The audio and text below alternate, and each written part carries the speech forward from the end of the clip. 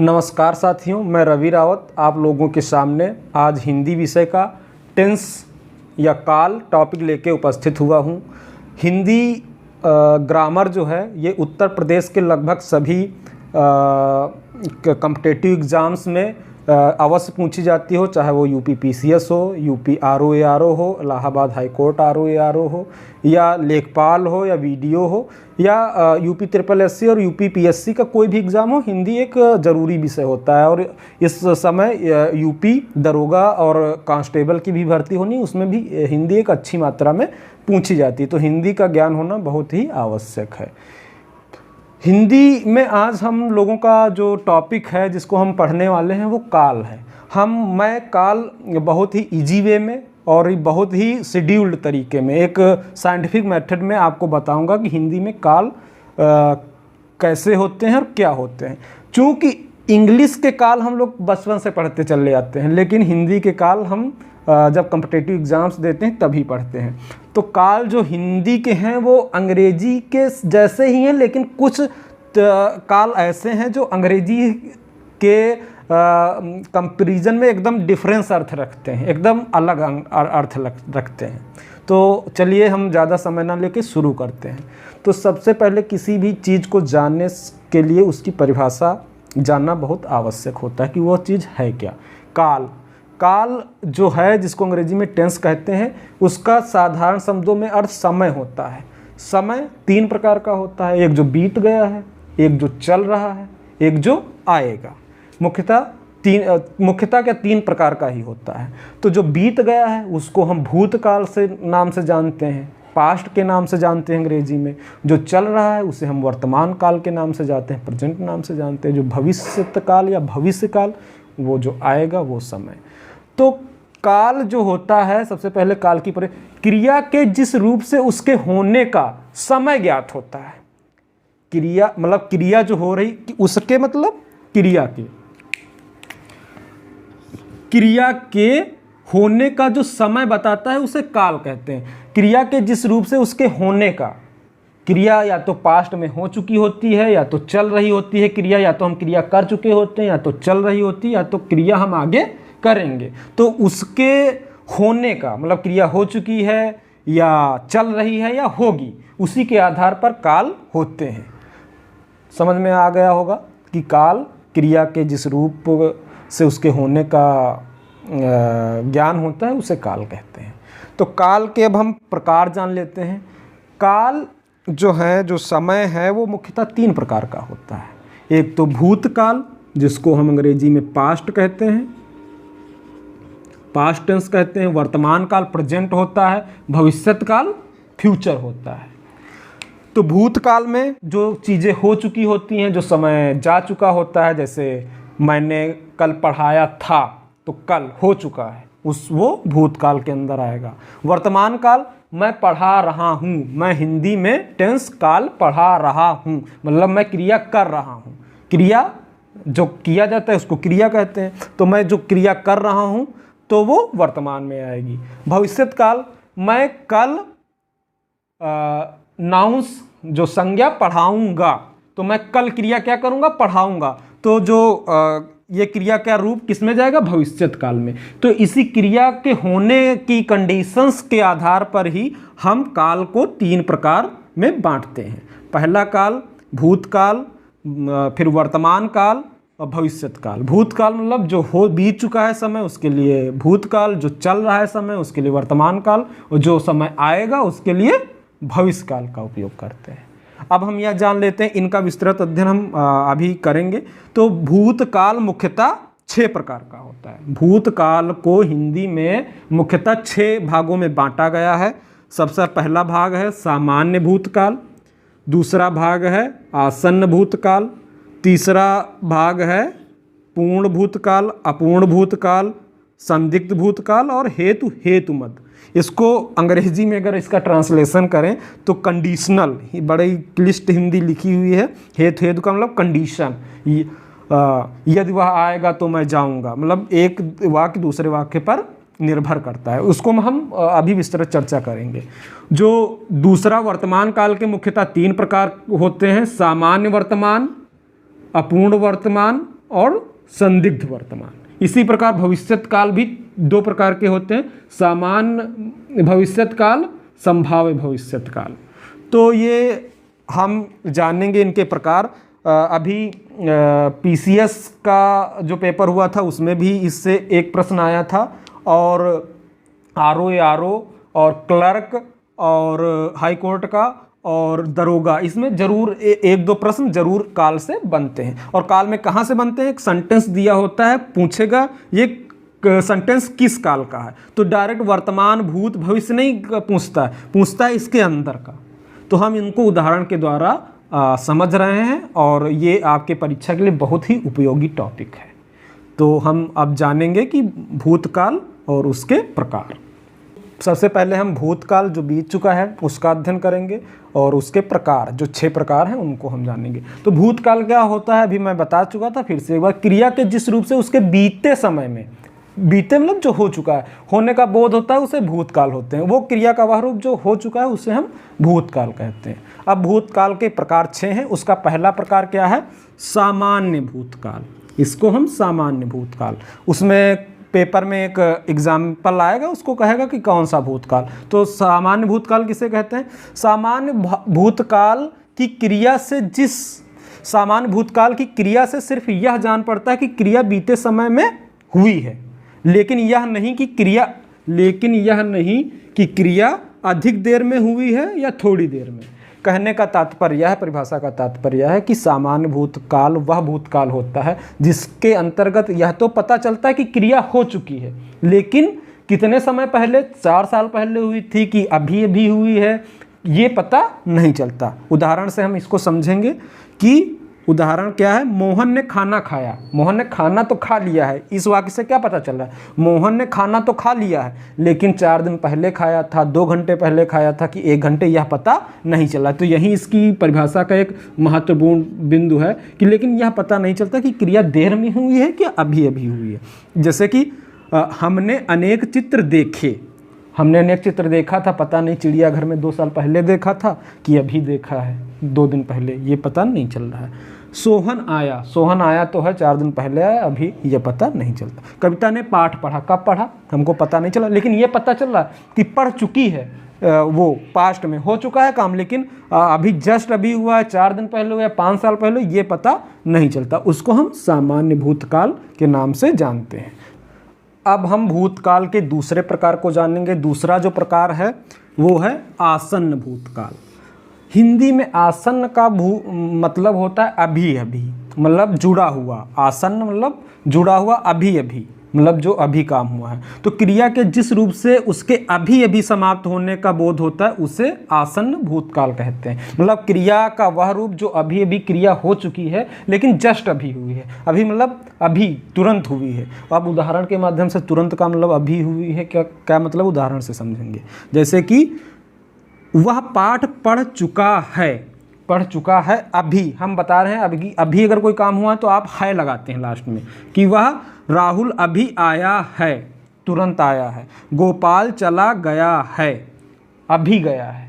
तो है हमको ये अर्थ देता है कि काम अभी अभी हो तो चुका है लेकिन अभी अभी हुआ है, जस्ट हुआ है, उसके अभी अभी। तो आसन्न का जो आसन्न भूतकाल का मतलब ये है कि काम अभी अभी हुआ है। जैसे वह पाठ पढ़ चुका है मतलब अभी अभी हुआ है। तो आसन्न भूतकाल मतलब तुरंत अभी अभी रिसेंटली ये काम हुआ है, उसको हम आसन्न भूतकाल कहते हैं। अब हम भूतकाल के तीसरे प्रकार को जानेंगे जिसका नाम पूर्ण भूतकाल है। तो पूर्ण भूतकाल क्या होता है, क्रिया के जिस रूप से उसके बहुत पहले समाप्त होने का बोध होता है उसे पूर्ण भूतकाल कहते हैं। यहाँ पूर्ण कर लीजिए, पूर्ण भूतकाल कहते हैं। सामान्यतया काल के अंत में था थी थे शब्द आते हैं वाक्य के अंत में। सामान्यतया वाक्य के अंत में था थी थे शब्द आते हैं। केवल था, रहा था रही थे नहीं, केवल था थी थे शब्द आते हैं। अब पूर्ण भूतकाल का यह मतलब है कि जो काम है वह पास्ट में भूत में तो हुआ है लेकिन बहुत पहले हुआ है। बहुत पहले हुआ को हम जानेंगे था और था या थी थे, कुछ भी आ सकता है। तो पहला उदाहरण क्या है इसका, इसको कैसे जानेंगे? अमेरिका ने हिरोशिमा पर बम गिराया था, मतलब बहुत पहले गिराया था। छाया ने गाना गाया था, मतलब काम बहुत पहले हो चुका है। गोपाल चला गया था, बहुत पहले काम हुआ। देखिए जो भूतकाल के प्रकार हैं इसमें थोड़ा थोड़ा डिफरेंस है। इसके पहले वाक्य में है, सामान्यतया है शब्द आया था, इसमें था थी थे शब्द आ रहा है। मतलब जो पूर्ण भूतकाल है उसमें वाक्य के अंत में था थी थे शब्द आते हैं, अर्थात काम बहुत पहले हो चुका होता है, उसे हम पूर्ण भूतकाल कहते हैं। पूर्ण क्यों कहते हैं? वो काम बहुत पहले पूरा हो चुका है, पूर्ण हो चुका है। अब हम भूतकाल के चौथे प्रकार को जानेंगे जिसे हम अपूर्ण भूतकाल के नाम से जानते हैं। तो जैसा कि नाम से ही प्रतीत हो रहा, अपूर्ण है, काम अपूर्ण है, पूरा नहीं हुआ है। तो क्रिया के जिस रूप से यह तो पता चलता है कि कार्य भूतकाल में प्रारंभ हुआ था, किंतु कार्य पूर्ण होने की जानकारी नहीं मिलती, उसे अपूर्ण भूतकाल कहते हैं। कहने का तात्पर्य यह है कि यह तो पता चलता है वाक्य देखकर कि काम भूतकाल का तो है, लेकिन यह पता नहीं चलता कि वह पूरा हुआ है या नहीं। इसको हम एक एग्जाम्पल के उदाहरण के माध्यम से समझते हैं कि माँ खाना बना रही थी, मतलब मैं पास्ट की बात तो कर रहा हूँ, माँ खाना बना रही थी, लेकिन पता नहीं अभी बना चुकी हैं कि बना ही रही हैं। वो बना रही थी, लेकिन अभी उसको पूरा वो काम हो चुका है या नहीं हो चुका है, इस वाक्य से पता नहीं चल रहा है। जैसे कैलाश पतंग उड़ा रहा था, मैंने जब देखा था तो कैलाश पतंग उड़ा रहा था, मतलब पास्ट में, लेकिन पता नहीं अब भी उड़ा रहा है या उड़ा चुका है, मतलब काम को पूरा होने की जानकारी हमको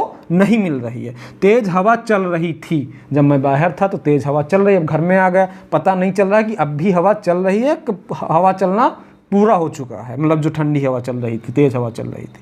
तो कहने का तात्पर्य यह है कि काम को पूरा होने की जानकारी नहीं मिल रही है, उसे अपूर्ण भूतकाल कहते हैं। तो इसको कैसे पहचानेंगे? इसमें देखो हर वाक्य अंत में रहा था, रही थी, रहे थे आते हैं। तो अपूर्ण भूतकाल उसे कहते हैं जिसमें वाक्य में अंत में रहा था, रही थे, रहे थे शब्द मिल जाएं, अर्थात काम के पूर्ण होने की जानकारी न मिले कि काम पूरा हुआ, उसे अपूर्ण भूतकाल कहते हैं।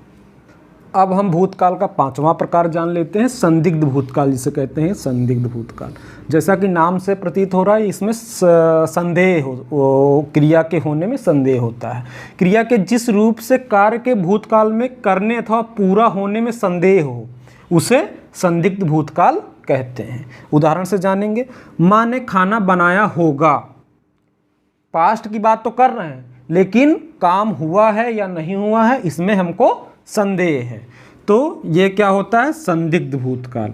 वर्षा हुई होगी, मतलब पास्ट की तो बात कर रहे हैं, मतलब भूतकाल की तो बात कर रहे हैं, लेकिन हमको संदेह है काम हुआ है या काम नहीं हुआ है। वह सो गया होगा, मतलब वह पता नहीं सोया है कि नहीं हुआ है, भूतकाल की बात है, लेकिन तो वाक्य के अंत में इसमें क्या हमको देखने को मिल रहा है?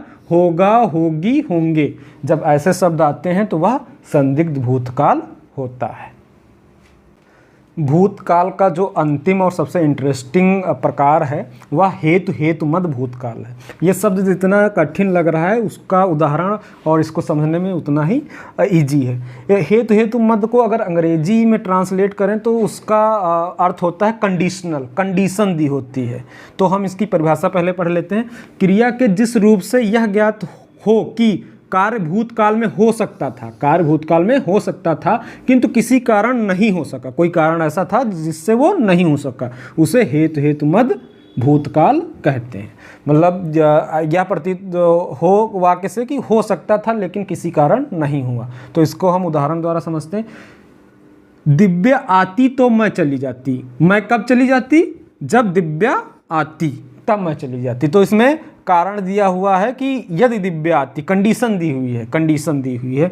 भावेश पढ़ता तो पास हो जाता, मतलब कंडीशन दी हुई है, यदि भावेश पढ़ता तो वह पास हो जाता। यदि बिजली आती तो रोशनी होती, रोशनी कब होती? यदि बिजली आती। तो इसमें कंडीशन दे रखी है, यदि ऐसा होता तो ये होता, मतलब कि कारण दिया हुआ है हर चीज़ के होने का। तो और एक और भी बात इंटरेस्टिंग है, यहाँ देखिए जब हम इंग्लिश में टेंस पढ़ते हैं तो प्रेजेंट में तातीते आता है, यहाँ पास्ट में। इसलिए जो काल हैं हिंदी में बहुत पढ़ना आवश्यक है। तमाम बच्चे जो होते हैं वो अंग्रेजी के कालों को ध्यान में रखते हुए वहाँ पर ये वाक्य वर्तमान में चुनाते हैं, जबकि ये भूतकाल का है। तो ये बहुत ही इंटरेस्टिंग हिंदी के काल हैं जिन्हें बहुत ही अच्छे से जानना जरूरी। तो ये हेतु मध्य काल जो भूतकाल का अंतिम प्रकार है जिसमें कंडीशन दी हुई होती है, यदि ऐसा होता तो या हो जाता, और वाक्य के अंत में मतलब ये कंडीशन वाला वाक्य होता है। तो ये भूतकाल के प्रकार हो गए। अब हम वर्तमान काल और उसके प्रकारों के बारे में जानेंगे। तो जैसा कि हम लोगों ने डिस्कस किया है, क्रिया के जिस रूप से उसके वर्तमान समय में होने का बोध होता है उसे वर्तमान काल कहते हैं। मतलब जो समय चल रहा है, वर्तमान मतलब जो समय चल रहा है उसको हम वर्तमान काल कहते हैं। अब वर्तमान काल के मुख्यतः 3 प्रकार के होते हैं, मैंने पहले ही बता दिया है। उसका पहला प्रकार जो है सामान्य वर्तमान काल। वर्तमान काल के प्रकार का पहला प्रकार सामान्य वर्तमान काल। क्रिया के जिस रूप से उसके वर्तमान काल में होने या करने का पता चले उसे सामान्य वर्तमान काल कहते हैं। सामान्यतया जिस वाक्य से हमें लगे कि कार्य वर्तमान का है उससे हम सामान्य वर्तमान काल कहते हैं। जैसे वह पढ़ता है, ये वर्तमान में वह पढ़ता है, मतलब वह 10th में पढ़ता है, वो कोई भी पढ़ता है वह पढ़ता है। मीरा नाचती है, मीरा क्या करती है, मीरा नाचती है, वर्तमान में नाचती है। सोहन क्या करता है, सोहन गाता है, सोहन वर्तमान में सामान्यतः गाता है। रोहित क्या है, रोहित बीमार है।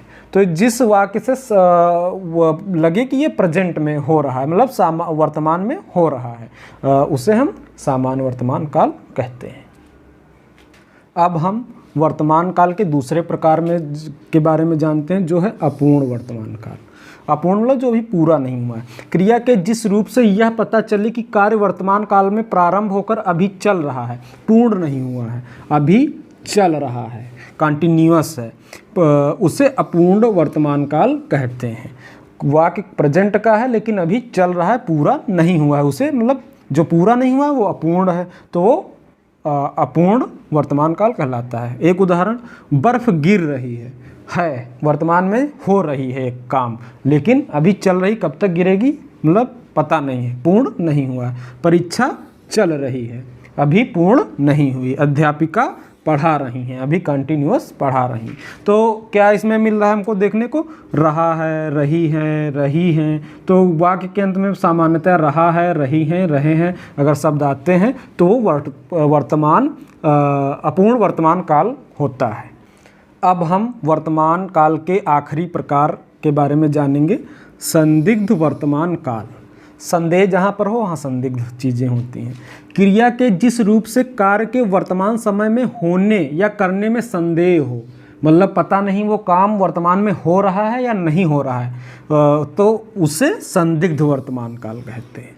मतलब कि काम पता नहीं हो रहा है कि वर्तमान में नहीं हो रहा है, जहाँ पर संदेह हो वहाँ पर संदिग्ध वर्तमान काल होता है। उदाहरण से समझें, राम खाना खा रहा होगा, मुझे पता नहीं है, जरूरी नहीं वो खा रहा हो, हम अनुमान लगा रहे हैं, संदेह है हमें कि राम खाना खा रहा होगा। आयुष सो रहा होगा, हाँ आयुष, हम लोग संदेह है कि आयुष सो रहा है या नहीं सो रहा है, तो आयुष सो रहा होगा। इसमें भावना पढ़ रही होगी, इसमें भी संदेह है। अब एक और बात जानने की है, देखिए यहाँ गा गी गे आ रहा है, अब ही हम इंग्लिश में पढ़ रहे होते, जो हिंदी का नहीं पढ़ेगा केवल अंग्रेजी पढ़ के जाएगा वो सोचेगा फ्यूचर का होगा, लेकिन ये संदिग्ध वर्तमान का वाक्य है। तो अगर उदाहरण में आपको परीक्षा में आता है रहा होगा, रही होगी, रहे होंगे, तो वहाँ पर संदिग्ध वर्तमान होता है। तो ये भी वाक्य जानने के हैं इसको कि रहा होगा, रही होगी, रहे होंगे शब्द आए तो संदिग्ध वर्तमान होता है। तो ये वर्तमान काल के प्रकार हो गए।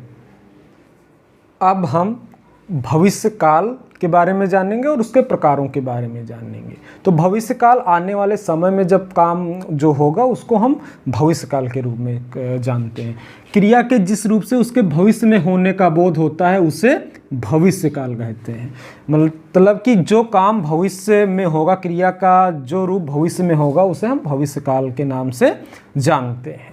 तो भविष्यकाल, भविष्य, यहाँ हमने भविष्यत काल हिंदी का शुद्ध रूप लिखा है, अगर भविष्य काल भी हो तो उसको भविष्य काल भी कहते हैं। भविष्यत काल के प्रकार, भविष्यत काल मुख्यतः कई बुक्स में आप देखेंगे कि बहुत सारे प्रकार दिए गए हैं भविष्यत काल के, और जो मैंने भूतकाल के, वर्तमान काल के बताया उससे ज़्यादा मिल सकते हैं आपको कुछ बुक्स में, तो कंफ्यूज होने की जरूरत। जो मुख्य काल हैं, सभी प्रकार हैं जो एग्जाम्स में पूछे जाते हैं मुख्यतः, मैं उनकी चर्चा कर रहा हूँ। तो भविष्यत काल का जो पहला प्रकार है सामान्य भविष्यत काल। सामान्य भविष्य काल, क्रिया के जिस रूप से यह ज्ञात हो कि क्रिया सामान्य रूप से आगे आने वाले समय में पूर्ण होगी, आने वाले समय में पूर्ण होगी, उसे सामान्य भविष्यत काल कहते हैं। मतलब कि जिस वाक्य से यह महसूस हो कि ये काम भविष्य में होगा, भविष्य में पूरा होगा, उसे हम क्रिया का मतलब काम होता है, कार्य होता है, तो जो फ्यूचर में कार्य होगा जिस वाक्य से लगे उसे हम सामान्य भविष्यत काल कहते हैं। जैसे वह बाजार जाएगा, वह भविष्य में बाजार जाएगा, मतलब आने वाले समय में बाजार जाएगा, ऐसा वाक्य से प्रतीत हो रहा है। कल्पना चित्र बनाएगी, क्या कल्पना भविष्य में चित्र बनाएगी। राम आगरा जाएगा, कब काम पूर्ण होगा, भविष्य में काम पूर्ण होगा। राम आगरा भविष्य में आने वाले समय में जाएगा। तो इस वाक्य के शब्द उदाहरणों से प्रतीत हो रहा है कि काम आने वाले समय में पूर्ण होगा। तो इसे हम किस नाम से जानते हैं, सामान्य भविष्यत काल के नाम से जानते हैं। अब हम भविष्य काल के अंतिम प्रकार संभाव्य भविष्यत काल के बारे में जान लेते हैं। क्रिया के जिस रूप से कार्य के भविष्य काल में होने में संदेह अथवा संभावना का पता चले, मतलब भविष्य काल में काम तो भविष्य काल में हो, लेकिन होगा या नहीं होगा भविष्य में, इस पर हमको संदेह हो, उसे संभाव्य भविष्यत काल कहते हैं। संभावना व्यक्त की जाए कि भविष्य में हो सकता है, संभावना व्यक्त की जाए कि भविष्य में ऐसा काम हो सकता है, उसे संभाव्य भविष्यत काल कहते हैं। उदाहरण के माध्यम से समझें। शायद कल हम जयपुर जाएंगे, संभावना व्यक्त की जा रही, शायद संदेह है, हो सकता है ना जाएं, तो यहाँ पर संभाव्य भविष्यत काल है। संभव है कि वह कल स्कूल आए, यहाँ पर भी संभावना व्यक्त की जा रही कि कल वो स्कूल में। शायद वह कक्षा में प्रथम आए, निश्चित नहीं है भविष्य में होगा काम, लेकिन संभावना मात्र है, संदेह है कि होगा कि नहीं होगा, वहाँ पर संभाव्य भविष्यत काल होता है। तो इस प्रकार हमने जो काल हैं उनके तीनों प्रकार, भूतकाल, वर्तमान काल, भविष्य काल जाना, उनके प्रकार जाना और उनको उदाहरण के माध्यम से समझा। जो परीक्षा में पूछने का पैटर्न होता है, वो एक वाक्य दिया होता है, उसमें कहता है कि ये इसमें बताइए कि कौन सा काल है, तो उसमें काल का प्रकार दिया रहेगा, उसमें आपको चूज करना होगा। तो आप इसके नोट्स बनाएं, स्क्रीनशॉट वीडियो को रोक रोक कर देखें, नोट्स बनाते चलें, और मैं हिंदी की अब आने वाली संपूर्ण ग्रामर जो है उसको मैं पूर्ण करूंगा इस लेक्चर सीरीज़ में। और आप लोग जो अगर इसके नोट्स चाहेंगे तो मैं एक टेलीग्राम चैनल जल्दी ही बनाने वाला हूं, मैं उसमें इसके notes written, hand written notes भी उसमें PDF के फॉर्मेट में दे दूंगा, तो आप लोगों को बताऊंगा चैनल, उसको आप लोग ज्वाइन करना। और यदि आपको ये सीरीज हिंदी की अच्छी लगती है तो आप इस चैनल को सब्सक्राइब और शेयर ज़रूर करें, जिससे मुझे भी मोटिवेशन आगे आने वाले वीडियो को बनाने में मिल सके। और ये जो क्लासेस हैं ये यूपी मतलब गवर्नमेंट की सभी वैकेंसीज़ के लिए हैं, चाहे वो SI हो, चाहे लेखपाल हो, चाहे PCS हो, RO ARO हो। यूपी की मैंने पहले ही बताया कि जितनी भी आगे आने वाली या होने वाली परीक्षाएं, उस सब में ये बहुत महत्वपूर्ण उपयोगी ये क्लासेस साबित होंगी। आप सभी का इस चैनल को सब्सक्राइब करने के लिए और पूरा वीडियो देखने के लिए बहुत बहुत धन्यवाद। Thank you.